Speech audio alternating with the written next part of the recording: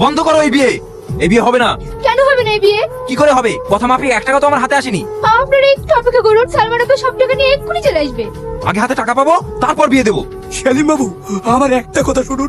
আপনার সব টাকা নিয়ে আমি আসছিলাম, রাস্তার মাঝে চিন্তায় হয়ে যাওয়ায় সেলিম বাবু আমার মেয়েটাকে নষ্ট করেন না সেলিম বাবু। এই শাহিন, উঠে আয়। না আব্বা, আমি এখান থেকে ঘুরে যেতে পারবো না। বিয়ে করতে এসছি, বিয়ে করে তারপর আমি এখান থেকে যাবো। আমার কথা যদি না শুনিস তোকে আমি। না সেলিম বাবু, এমনটা আপনি করবেন না। আমি কথা দিচ্ছি, মাসের মধ্যে আপনার সমস্ত টাকা আমি পরিশোধ করে দেব। ঠিক আছে ম্যানেজার, ওদের বিয়ে দিয়ে নিয়ে এসো, আমি চলে গেলাম। শাহিন, শাহিন, কিছু বলছো আব্বা? শিলিগুড়ি ফ্যাক্টরিতে একটা সমস্যা দেখা গেছে রে, তুই একটু ঘুরে দেখে আয় দিনি। আমারও তো বয়স হয়েছে, আমি আর চারিদিক সামাল দিতে পারছি না রে। ঠিক আছে আব্বা, তুমি কোনো চিন্তা করো না। তুই এক্ষুনি রেডি হয়ে নে, আমি ম্যানেজারকে বলে দিয়েছি, ম্যানেজার নিজে গিয়ে তোকে এয়ারপোর্টে রেখে আসবে। তুমি ভালোভাবে যাবে আর কি আমাকে ফোন করবে। সালমা, তুমি কাঁদছো? এত ভালোবাসো আমায়? ধর পাগলি, আমি কি সারা জীবনের জন্য যাচ্ছি নাকি? এই তো কয়েকটা মাস। খবরদার তুমি এমন কথা বলবা না। ঠিক আছে, বলবো না। তুমি ভালো থেকো। ছোট বাবু, তাড়াতাড়ি আসেন। সালমা, ভালো আছিস মা?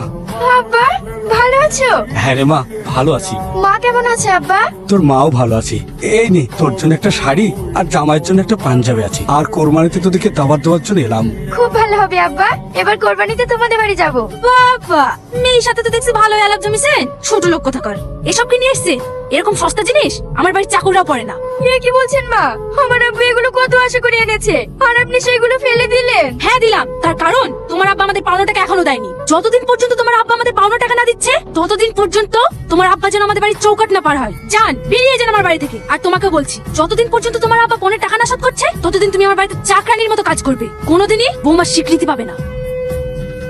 আমি তোকে কথা দিচ্ছি রে মা, পরের টাকা শোধ না করে এই বাড়িতে আমি কোনোদিনই আসবো না। যেভাবে পারি 1 মাসের মধ্যে এ টাকা আমি শোধ করবো। ভালো থাকিস রে মা।